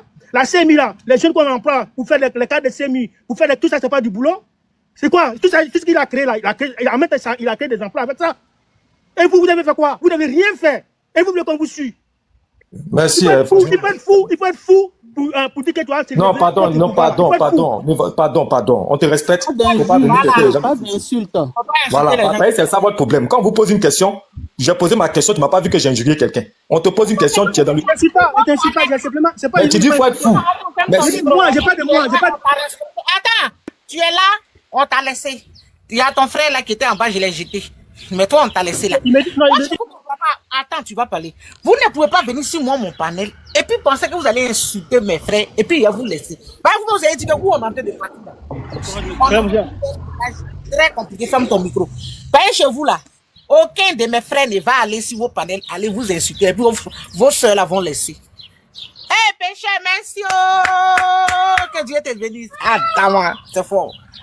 Ya, que Dieu te le rende au centuple. Merci beaucoup. Eh, donc, il a parlé là. Vous parlez. Je ne l'ai pas insulté. C'est moi, mais j'ai insulté. C'est moi, j'ai dit. C'est moi, monsieur. Laissez le propriétaire du panel parler, monsieur. Je ne comprends pas. Là, on t'a laissé parce que je veux que je t'ai laissé là. Faut écouter. Sinon, moi, puis Ayal, on peut rester, nous deux, on va papoter. Nous sommes en semaine, il n'y a pas de pression. Voilà, on n'est pas truc. Non, attends, nos gens sont au boulot. Quand ils vont descendre, ils vont venir. L'émission va continuer. Le panel va continuer. Mais tu es monté là. Va doucement. Parce que nous on voit les panels, hein, parce que à un moment, on pouvait faire truc. Mais là où on s'en va maintenant, là, chez vous, là, il n'y a plus d'état d'âme. Hein. Toi-même, tu vois les panels de vos sœurs. Hein. Même à peine, laisse nos frères monter là-bas. Donc, il faut aller doucement. Voilà, Goli, vas-y. Merci. On a été habitué, quand tu les écoutes, on dit Gbagbo n'a rien foutu. Franchement, il faut être un peu... Moi, je n'ai pas dit, peut-être je n'ai pas trop de sympathie pour le monsieur, mais il faut être honnête. Lorsque M. Ouattara est venu là, pour élever l'économie de la Côte d'Ivoire, on sait quelles sont les, soi-disant, hein, on sait quelles sont les actions qu'il a posées. Il a bradé les entreprises publiques, raccrochage des fonctionnaires, cas de ce jour. Lorsqu'il part même là, Bédié, quand Bédié prend le pouvoir, Bédié dit qu'il a hérité d'une dette de 7 000 milliards. Donc, dans sa gouvernance là, autant où le vieux était un peu malade là, c'est factuel qu'il a contacté des dettes. Bédié prend le pouvoir, il se rend compte qu'il a une dette de 7 000 milliards. Le monsieur va mettre, avec l'aide du FMI, il va mettre un plan en marche qu'on a appelé PPTE. Malheureusement. Merci ma chérie. Il a dit aujourd'hui les filles gâtées. Blague ou fort. Merci ma chérie. Gros bisous à toi. Vas-y frère, vas-y. Malheureusement, il ne pourra pas mettre ça en pratique parce que vous avez... Les donateurs sont prioritaires. Voilà, je ne suis pas une journaliste, je suis là, je fais mes trucs. Il n'y a pas de problème. Donc, tant que j'ai interrompu pour dire merci. Il n'y a pas de problème. Ivana, merci ma chérie. Vas-y, frère, vas-y. Donc, lorsque Bédié va vouloir mettre ça en pratique, vous avez un champion olympique des coups d'État là, qui est proche de ton mentor là, en 99, qui va faire son coup d'État. Je passe l'étape de Guy. Gbagbo arrive au pouvoir. Lorsque Gbagbo arrive au pouvoir, l'un des premiers décrets qu'il va prendre là, c'est de mettre fin à l'apartheid des fonctionnaires que vous avez créé. C'est-à-dire, il va signer le décret qui met fin au raccrochage, décrochage des fonctionnaires. Ce qui va donner une bouffée d'oxygène. Parce que peut-être que le monsieur Kangoui, c'est pas ce qu'on appelait raccrochage, décrochage en son temps. Donc, il va mettre fin. En plus de ça, là, vous avez, le même champion de coup d'État est proche de votre mentor, là. Il va intenter un coup d'État 4 mois après. Ensuite, un autre coup d'État qui va se mettre en rébellion. Mais quand vous dites que le monsieur n'a rien fait, alors que vous aussi, vous étiez dans son gouvernement, vous êtes comptable.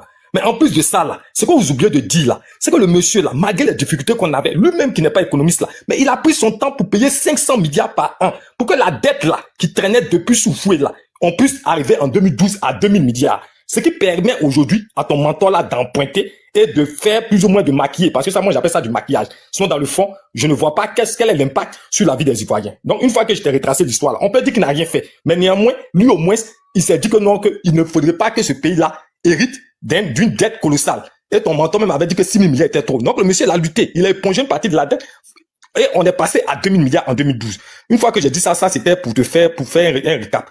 Mais moi, ce que je n'arrive pas à comprendre, tout à l'heure, on t'a écouté. Tu dis non, qu'il a hérité du pays, il n'est pas ceci. Mais bon, oh, glorieux. Vous dites que non, que c'est vous qui avez travaillé plus que vous. On est d'accord avec vous. Merci, ma chérie. Gros bisous. Tapoté, c'est fort. Vous dites même qu'il y a 98% des Ivoiriens qui sont avec vous. On dit on a compris.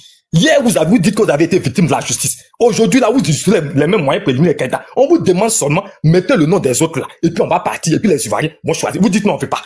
Mais quels sont ces gens-là qui se disent qu'ils sont les premiers depuis que la Côte d'Ivoire est née, mais qui refusent d'affronter des vauriens? Moi, je n'arrive pas à comprendre. C'est quel premier de classe qui appelle du vaurien? Quel premier de classe? À un certain moment-là, c'est vrai, on sait que, mais au moins là, laissez-nous, on va réfléchir un peu. Nous l'avons déjà tout pris. Justice, on n'en parle pas. Mais laissez-nous réfléchir. C'est ce qu'on veut. Vous nous privez encore de ça. On n'arrive pas à comprendre. Vous avez tout fait. Vous avez construit des immeubles, des écoles, tout ça. On dit on a compris. Tous les Ivoiriens disent qu'ils ont compris. Mettez le nom des autres là. Et puis, on va partir. Les Ivoiriens vont aller voter librement. Et puis, ils vont donner le résultat de votre bilan. C'est ce qu'on demande. Mais quand vous venez sur les parents, Gbagbo n'a pas fait. Gbagbo n'a pas fait. Vous n'êtes pas fatigué. C'est parce qu'il n'a pas bien fait qu'on vous a mis là. Donc, vous là, ce que vous avez fait là, dites aux Ivoiriens. Et puis, on va essayer de comprendre effectivement quel a été l'impact de toutes ces dettes. Et puis, c'est quand vous oubliez là, qu'il faut souligner là. Mais quand tu parles du bilan, mais dites aussi que tous les présidents qui se sont succédés là, c'est nous qui avons pu s'endetter ce pays-là. Parlez de ça aussi. Plus de 30 000, d'autres même pas de 40 000 milliards de dettes. Parlez de ça. Donc quand on vous écoute, franchement, ça nous fait tellement mal. Moi-même, je me demande, est-ce que vous là même vous vivez dans ce pays-là? On te dit tout à l'heure le métier de se souvenir. Vous dites que ça va. On dit que ça va dans ce pays-là. On dit on a compris. Mais tout le temps là, c'est nous, France 24 a fait son reportage, je pense que tu as vu. Aujourd'hui, les jeunes, là, ils n'ont qu'un seul objectif, c'est d'aller à l'immigration. Avant-hier, ils ont monté des Ivoiriens qui, moi-même, je pensais même que c'était un quartier de la Côte d'Ivoire. Je pensais que c'était un quartier de la Côte d'Ivoire qui est en France. Quel est ce pays-là où on dit qu'on a tout, et puis ces populations passent le temps, on est champion de l'immigration. Le panier de la ménagère, là, même on t'en parle même pas même. C'est de la ménagère elle-même, elle n'existe que de nom. Elle n'existe que de nom. Aujourd'hui, là, l'Ivoirien lambda qui veut manger correctement, comme avant, là, s'il n'a rien de poussé, au minimum, c'est 10 000. Au minimum. Donc, à certains moments, regardez un peu, regardez même les dernières inondations. Mais le développement, il est un peu aquatique. Il est un peu aquatique. Tout est noyé d'Abidjan, là. Alors qu'il y avait un monsieur visionnaire qui avait dit en son temps que, comme Oufoué, en son temps, voulait faire de Yamoussoukro sa capitale, parce que Abidjan est un peu saturé, là. Il avait déjà entrepris les démarches pour que la capitale puisse passer d'Abidjan à Yamoussoukro. Ton mentor, là, lorsqu'il est venu, il a dit non, lui-même, il va aller prêter ses mains à Yamoussoukro. Il va faire le transfert. On en est où est le transfert de la capitale? On en est où? C'est même Abidjan, là, passé autant rempli. Quelle est la ville encore qui est émergée? Depuis que vous êtes là, si c'est pas même Abidjan, là. Quelle est la ville? La ville, moi, je suis la Boaké, là. Mais il n'y a rien ici. Toutes les entreprises ont fait pratiquement faillite. La seule chose qui marche pour les jeunes, là, c'est taxi, moto, puis le vol. Donc, à ce moment-là, arrêtez de regarder le maquillage qui a été fait. Regardez dans la profondeur, quel a été l'impact de toute cette dette-là, dont on parle là, où il y a plein qui sont passés ailleurs. Parce que les détournements, on t'en parle même pas. Et ceux même qui racontent le détournement là, Joël Guessan là, il n'est pas de l'opposition. Joël Guessan n'est pas de l'opposition. Mais il faut regarder ce qu'il a relaté au FDFP. Mais ça te donne foi dans le dos. Parapluie, simple parapluie, on paie ça à 200 000 francs. Clé USB à 50 000 francs. Comme Bakary, là, on t'en parle pas. C'est lui, là, c'est le premier propriétaire terrier de la Côte d'Ivoire. Juste à présent, là, il traîne. Mais quand il s'agit des opposants là, voilà Boga Sako aujourd'hui qui se retrouve. Merci princesse pour les cadeaux. Attends, j'ai fait monter. Vas-y frère, vas-y. Voici un Boga Sako aussi aujourd'hui là. Aujourd'hui Boga Sako, aujourd'hui il se retrouve en exil. Mais qu'est-ce que vous voulez en fin de compte? Qu'est-ce que vous nous voulez? Qu'est-ce qu'on vous a fait en fin de compte? Qu'est-ce que vous avez pris des armes, massacré déjà des Ivoiriens jusqu'à soi-disant pour venir installer la démocratie. On dit non, on a pris des armes pour que franchement tout le monde soit candidat. C'est pour ça, c'est le résultat là qu'elle a là. C'est-à-dire tout ce sang versé là. Le bilan là, c'est ça. Pourquoi aujourd'hui on soit pratiquement dans une dictature assez ouverte là? Non, ne me faites pas ça. Et franchement, je ne sais pas si vous vivez en Côte d'Ivoire, mais si vous vivez ici là, pardonnez. Le développement aquatique dont vous parlez là, parce qu'aujourd'hui si tu vois tout ce qui se passe à Abidjan là, il y a une piscine nationale. C'est même pas tout est. C'est pas municipal, c'est une piscine nationale même. C'est-à-dire, actuellement, tu vas à Abidjan là, tu quittes en haut, tu tombes là, tu tombes dans l'eau. Arrivé à certains moments là, regardez la réalité de nos situations. Arrêtez un peu de nous prendre pour des zombies. On n'est pas des zombies. On a au moins, on réfléchit. Mais arrêtez ça. Toutes les dettes que vous avez contractées là, on n'arrive même pas à comprendre quel est le bilan sur nos positions. Et vous avez venu à chaque fois là, non, il a fait ça, il a fait ça, il a fait ça. Tout est infrastructure chez vous. Tout est une affaire d'infrastructure. Mais quand même, 30 000 milliards là, c'était pas pour manger à checker. C'était pas pour manger à checker. C'était quand même pour faire quelque chose pour que les Ivoiriens puissent, cela puisse se réjaillir sur le 30 ans des Ivoiriens. Mais ce n'est pas le cas. Ce n'est pas le cas. Et quand on te parle, tu dis non, la fille de Gbagbo faisait quoi, au truc là-bas, moi-même. Il faisait quoi en France là-bas. Mais toi-même, ton président, depuis qu'il est là, il fait quoi en France à longueur de journée là? Il peut pas aller passer vacances à Congo un peu? Congo, pourquoi il avait dit, il était là? Il peut pas aller passer vacances là-bas? Demboko, il est né là, il peut pas aller là-bas. Matin, il me dit, c'est brave, il est à Paris. À ce moment, prenez-nous au sérieux. Prenez-nous au sérieux. Tous nos ministres là, c'est pas en France, ils vont se soigner. C'est pas en France, ils vont se soigner. Jusqu'à même, ils osent même signer des contrats écossais. Attends, le bas peuple même n'arrive même pas à se soigner. Pas de l'éducation, pas de la santé. Si on n'est pas en Côte d'Ivoire, vous ne connaissez pas nos réalités là. Arrêtez de vous foutre de nous. Clarisse, merci beaucoup.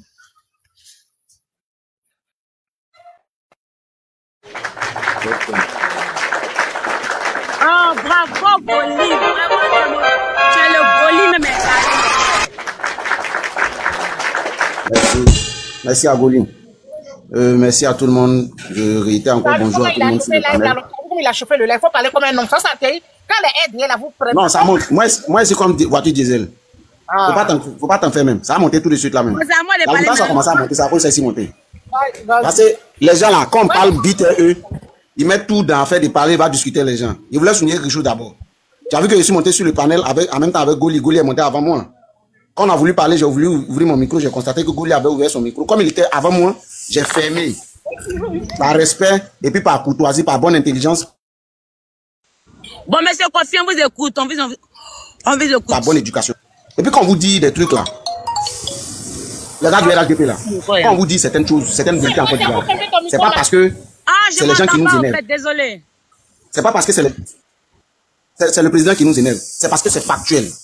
Tu vas venir t'asseoir pour nous dire qu'il y a des Américains en France. Les Américains qui sont en France là, tu n'as pas vu sur France 24, ils ont montré un Américain migrant. Tu n'as pas vu en France, sur France 24 ou bien sur une I24, ils ont montré un Français migrant aux États-Unis. C'est de ça qu'il s'agit. Il faut être factuel. C'est de ça qu'on parle. On dit Château Rouge. On dit les Ivoiriens sont versés là-bas, ils commandent. Tu connais quel Américain qui est à Château Rouge qui est en train de commander? Venez pas nous servir du gros n'importe quoi. C'est ce que Goli t'a dit là. Oui, vous avez pris 5 ans pour réparer les dégâts de Gbagbo. On est d'accord. Après 5 ans là, vous avez fait quoi? Ce que Goli a oublié de souligner là. Quand tu arrives à Boaké, il faut partir au quartier Sikoji. À Nuansou Sikoji. Il y a l'ancienne Sikoji puis il y a la nouvelle Sikoji. La nouvelle Sikoji là, les bâtiments sont arrêtés là-bas. Rien n'est fait. Personne n'y habite. C'est toujours dans l'ancienne Sikoji que les gens habitent. Logement social, les gens ont construit là. Ça y est là-bas. Personne n'habite dedans. Des gens, même ceux, les premiers propriétaires, ils ont commencé à vendre. Pour une maison même qui n'est même pas terminée. Il y a un deuxième exemple, parle pas encore que je te donne. Va à Oribat, Bobo. C'est un nouveau quartier de Boaké. Le logement social a commencé depuis 2018. Ça fait 7 ans. Personne n'y habite. Il n'y a même pas de peinture, même comme à la Sikoji. Vous allez venir nous parler de il a construit le logement. Nous, on est en Côte d'Ivoire. Peut-être toi, tu n'es pas en Côte d'Ivoire. Maintenant, pour être factuel là, nous, on parle avec les exemples. Toi, tu peux nous dire, oui, le président Ado a construit des logements à Congo. Voici ça, vous parlez dans tel quartier de Congo, vous allez voir les logements qu'il a construits là-bas. Les logements dont on parle, où Goli a souligné 80 millions, 70 millions là même, c'est à Abidjan. Et puis si on te montre comment ces logements-là sont construits, il n'y a même pas du social. On dit à un opérateur, viens, tu vas faire passer ton logement pour du social, mais c'est toi tu finances tout, c'est toi qui fais tout. Même VRD, ouverture de voirie là, à Boaké ici, à Oribat, l'État n'a pas été capable d'effectuer ça.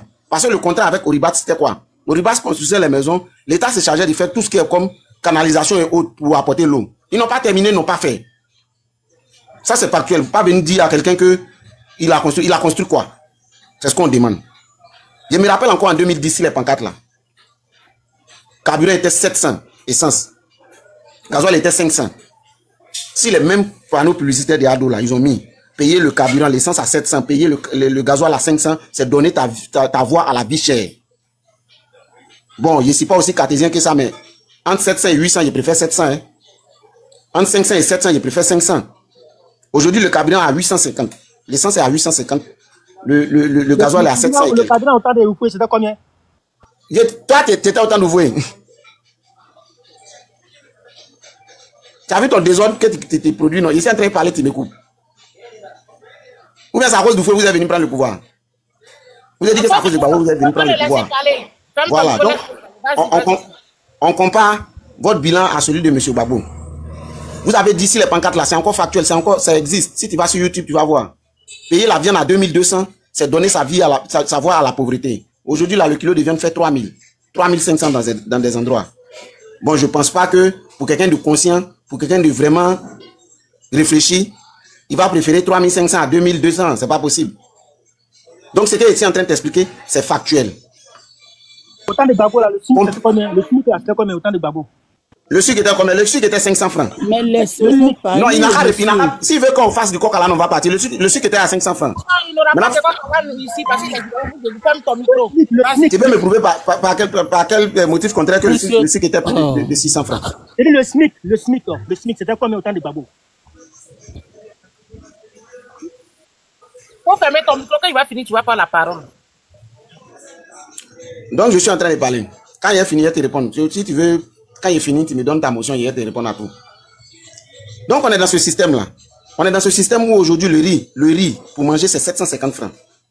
Pour une famille de 4-5 personnes, c'est difficile. Goli a été tendre quand il dit que pour manger normalement, en Côte d'Ivoire, il faut débourser au moins 10 000. C'est plus de 10 000 francs. Pour un kilo qui fait 3500. Pour un riz qui fait 750. Quand Goli parle de 10 000, il parle d'une seule personne ou voire 2 personnes. Mais on connaît les familles en Côte d'Ivoire. Les familles les moins nombreuses sont à hauteur de 4-5 personnes. Ça, c'est les familles moins nombreuses. Donc, dans une famille de 4-5 personnes là, comment voulez-vous que ces gens-là puissent manger avec 10 000 francs par jour? Donc, on est obligé de faire du bourratif.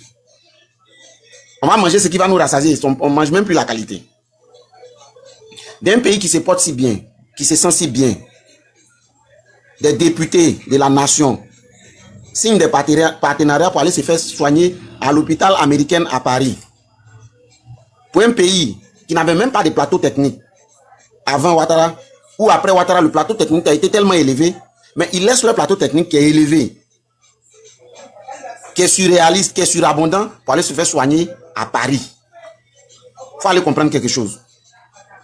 D'un pays où les gens ont embauché les gens, comme tu l'as dit là, pompiers civils, c'est ta cité pompiers civils, CMU. C'est les deux côtés, ils ont embauché les gens. Mais quand vous arrivez à Boaké, comme Goli l'a dit là, vous voulez, le jour où il arrive à Boaké, moi je suis près de Boaké, il y a 7 km de Boaké, je vais faire des photos. La jeunesse là, à 90%, ils font moto-taxi. Après moto-taxi là, c'est vol comme Goli l'a dit. Et ça, c'est factuel. Non, c'est pour les garçons moto-taxi. Les filles font la cuisine. Précise. Princesse, c'est pas encore fini. Faut te calmer, mon frère. Voilà, il a allumé ça sur lui-même. Donc, quand on n'a pas toutes ces informations-là, il faut avoir la décence de fermer sa bouche quand les gens sont en train de parler. Il faut avoir la décence de fermer sa bouche quand les gens sont en train de dire ce qui ne va pas. Il est en train de m'insulter, je n'insulte pas. Avoir la décence de fermer sa bouche, là, c'est une injure. Allez-y à l'école. Allez-y à l'école. Vous voyez dans quoi vous nous avez mis? Sinon, avoir la décence de fermer sa bouche, ce n'est pas une injure. Les gens ont mal. Les gens pleurent. Vous, ça va. Bon, c'est quel côté de Côte d'Ivoire où ça va? Montrez-nous. Nous, on veut des trucs factuels maintenant. On veut des trucs factuels. Montrez-nous de quel côté. Vous faites une photo, vous montrez. Mes parents qui sont à Abidjan, mais ça me fait pitié. Ça fait pitié. Et puis, je ne sais pas comment ça est. Allez-y, aujourd'hui, là, tapez sur le net, vous allez voir. Si tu n'es pas à Abidjan, tu peux taper sur le net. Vous allez voir les quartiers qui sont inondés. C'est les nouveaux quartiers, là. Sinon, Ramblay, là, quand on dit Koumassi Ramblay, quand on dit Makori Ramblay, là, c'est des quartiers de bas-fonds même. Ils ont remblé et puis ils ont construit. Mais les quartiers là sont jamais inondés. Vous, vos quartiers, qui sont des quartiers high-tech, qui sont des quartiers vraiment émergents, C'est eux, à tout bout de champ, à tout moment, qui sont inondés. Vos infrastructures qui ont été faites à coût de milliards, c'est l'eau, la pluie, c'est ça qui vient tester vos infrastructures. Goudron, c'est en Côte d'Ivoire ici, l'eau sort dans le goudron. C'est en Côte d'Ivoire ici, l'eau sort dans le goudron. Quand on parlait, tu as me dit non, il y a goudron gâté en France. Nous, on n'est pas en France. Et le seul truc que vous faites qui m'énerve là, nous, on n'est pas en France. Ne comparez pas notre vie à la vie des Français. Dis au moins ce que vous allez faire dans l'avenir. Monsieur, fermez votre bouche. Clarisse va vous faire descendre. Oh. Ne comparez pas nos vies à la vie des Français.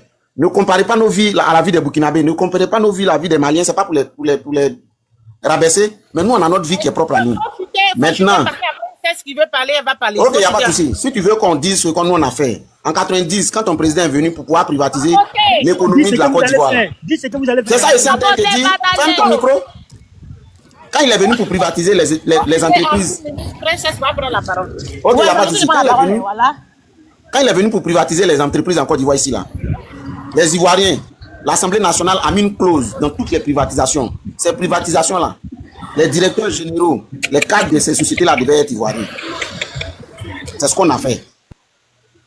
On a fait de telle sorte que les Ivoiriens, partout où ils se trouvent là, ils se sentent à l'aise. On a créé Soderi, on a créé les chaînes avions, on a créé les chaînes pâtes, qui étaient une chaîne de distribution qui partait seulement, qui englobait seulement les Ivoiriens. Même les Ivoiriens là. C'était les Ivoiriens.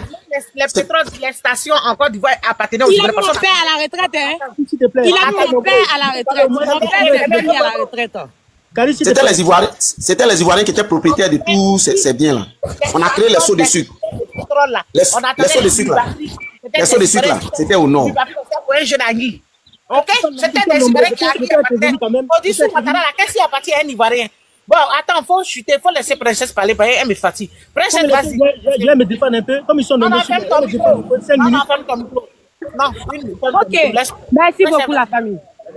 Il a fini de parler, Kofi? Vas-y, Kofi. Vas-y. Bon, il n'a pas fini, il n'a pas fini. Ah, il a fini, il faut parler, ma chérie. Vas-y, il est galant. Franchement dit, le président, donc moi je n'avais rien contre lui, franchement dit. Il est venu, il a fait les élections, on dit il a gagné, je dis ok, tant mieux, il a gagné. Mais après, je regarde, le mec, qu'est-ce qu'il nous fait? Il nous fait une dette de plus de 50 000 milliards. Il nous fait des programmes qui ont été financés par la France, le CDD. Et il nous fait, comment dirais-je? Il nous fait, en fait, moi-même, là, ce qui m'énerve, là, c'est la dette, mais voilà. La dette, là, moi, je n'ai rien compris. Parce que la France, lui, a fait des dons. Le C2D, programme de désendettement et de développement. La France a annulé plus de 100 000 milliards pour faire ça en don, il doit introduire dans le développement des routes, des ponts et consorts. Bon, tu prends une dette, on te fait un don. Tu prends une dette et tu fais une hausse d'impôts. Il a fait une hausse de la fiscalité. Il a élevé les impôts, les taxes douanières, l'électricité, l'eau. Mais attends, tu joues à quoi, président? On te fait un don cadeau, 100 000 milliards cadeau. Normalement, si tu dois, t'es dans là-bas, si tu dois faire une hausse des impôts, des taxes douanières qu'on sort, c'est pour les travaux. Maintenant, la dette là, elle sait encore à quoi? C'est là que je vois que le gars, il veut couler le pays, les gars. Le gars là, c'est un couleur de pays. Si on lui donne 5 ans là, je vous le jure, si on donne 5 ans au monsieur là, il va mettre la dette à saturation, il va saturer la dette et il va dire, il s'en va maintenant. Qui va prendre un pays endetté? Le com, il vend la dette à la Chine. La Chine, là, quand elle prend une dette, là, si tu ne rembourses pas, elle te confixe des biens. La France a vendu tous les biens, toutes les dettes à la Chine. Si on n'a pas remboursé une dette, on ne peut pas rembourser. La Chine nous confisquera des biens. Soit le port, l'aéroport, les ponts et consorts. Bon, lui, il est économiste. Tu es un économiste. DGA de l'ULU, FMI, mais pas de quoi. Bon, toi, tu es venu. Normalement, tu dois faire un budget structuré. Tu dois même diminuer la dette. Tu dois travailler avec les bailleurs de fonds nationaux. Mais qu'est-ce que tu fous? Tu endettes le pays, en plus des dons, en plus des impôts qui sont élevés. Abidjan est devenu cher. Tout le monde sait qu'Abidjan est devenu. Et puis même le com, même, on dit on fait l'éco, la monnaie de la CEDEAO. Le président l'a dit qu'on a fait un éco comme le CFA. Bon, lui n'est pas pour l'Afrique, Joe. Dans le Nigeria, le Ghana ont bloqué. Le Moro, là, c'est pas un Moro de l'Afrique. C'est un Moro des Indo-Européens.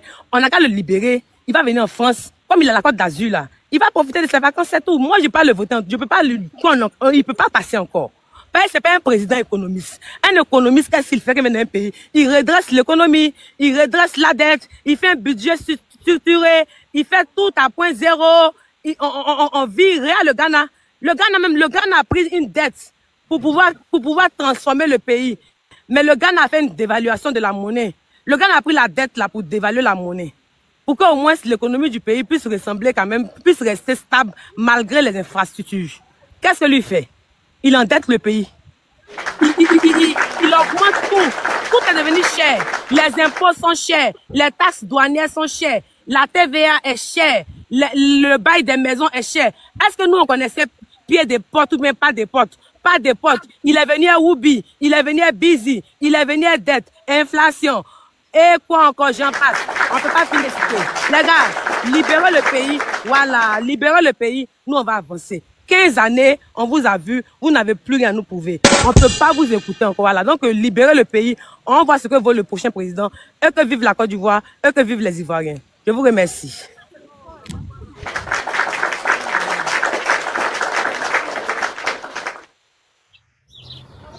Merci, princesse.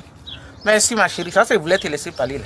Et puis, je vous dis, donc, allez-y. J'attends l'émotion, j'attends l'émotion. Est-ce qu'il y a une motion pour princesse Péchère? Princesse, s'il te plaît. Qui tu proposes mieux faire au pays? Moi, je vais reprendre le service tout à l'heure, donc je voulais expliquer juste quelque chose à Kamalo. Vas-y, voilà, vas-y. Comme il ne comprend pas, voilà, comme moi-même je travaille dans ça. Non, c'est pas motion. Je dis, je voulais expliquer quelque chose, c'est pas motion Kamalo. Voilà, il n'y a pas de femme. Voilà, on ne prend pas comme moi.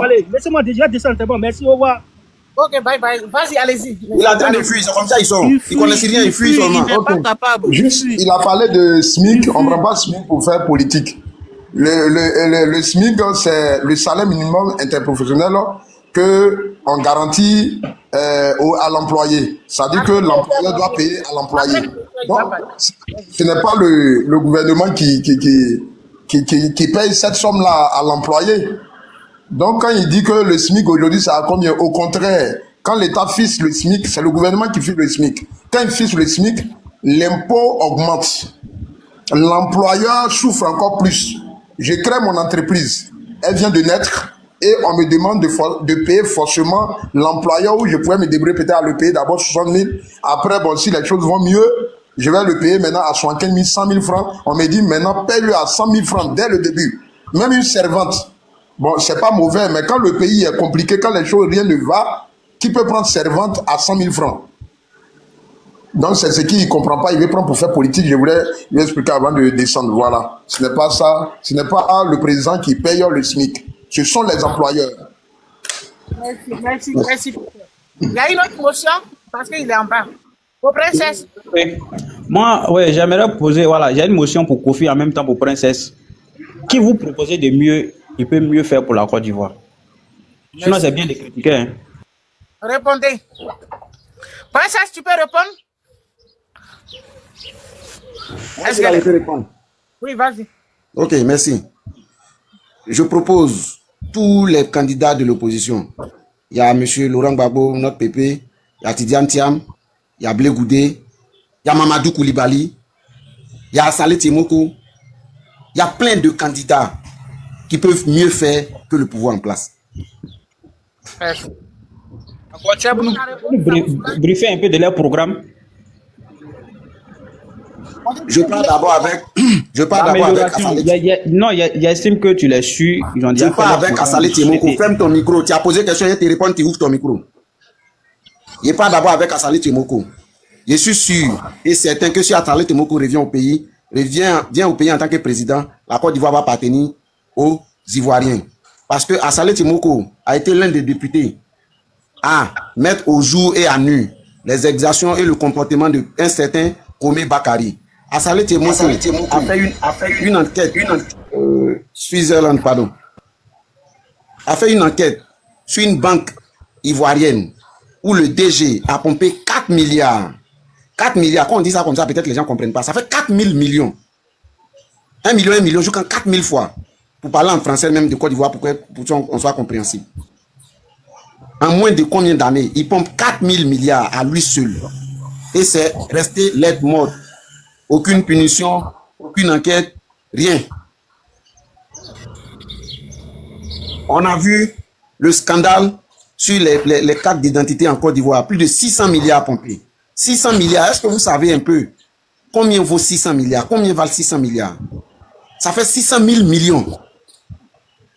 On peut partager 1 million à 600 000 personnes. Cet argent-là, notre pays. On peut partager 1 million à 600 000 personnes. Ça, c'est Timoko. On souffre à cause de 2 000 euros. On souffre à cause de 2 000 euros. On parle de Mamadou Koulibaly. Si tu ne le sais pas là, ce que l'AES est en train de faire aujourd'hui là, ça a été un combat qui a été mené en premier par la Côte d'Ivoire sous le règne de M. Laurent Gbagbo.